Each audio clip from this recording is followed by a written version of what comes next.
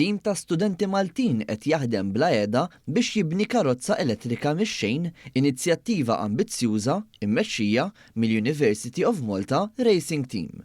Il-proġett jifforma parti minn sforz akbar biex jikkompetu f'livelli internazzjonali fosthom fiċ-ċirkwit prestiġjuż tal-Formula 1 f'Silverstone fir-Renju Unit. Fil-garaxx tal-Università, l-atmosfera ta' kollaborazzjoni tinħass mill-ewwel.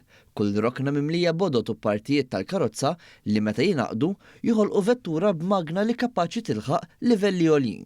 Tkellimna ma' Mattia Zammit, il-President tal-istess team. Din madwar 35 student minn fakultajiet differenti u minn korsijiet differenti. Jiena business and IT, hemm nies minn engineering, hemm nies minn nursing, hemm nies minn liġi, ġifieri tkun interessat fil-motorsport tista' tidħol literalment. Ħidmietom ma tafx ħin, jekk mhux bejn xi lecture jew tard bil-lejl, dawn iż-żgħażagħ qed jixamru l-kmiem u dejjem issibhom jaħdmu u l-ħidma tagħhom mixja sew.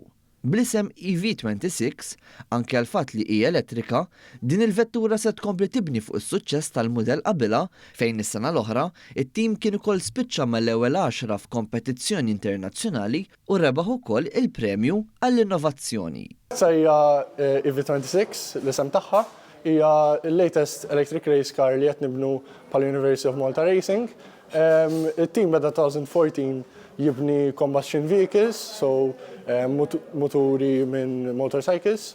Issa evolvejna after 2022 u bdejna nifukaw fuq l-electric powertrain, so l-EV24 kienet l-ewwel karozza electric li qadbdejna u kompetejna biha issa f'2025, ġejna top 10. Iżda se jkollha speċjali l-EV26. We went to the drawing board u għedna rejt rridu nimprovjaw f'dil karozza. Waħda l-prioritajiet kienet weight, so naqqasna xi 15 kilo mill-karozza li fuq race car hija quite substantial. U mbagħad ifukajna ħafna fuq tuning tal-muturi u just general neatness u professional. Nagħmilna l-karozza iktar professjonali essenzjalment.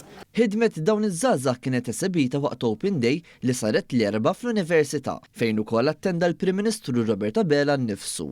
Hawnhekk u ltaqa' ma' dawn iż-żgħażagħ, tkellem magħhom u anke awguralhom għal riżultat ieħor pożittiv.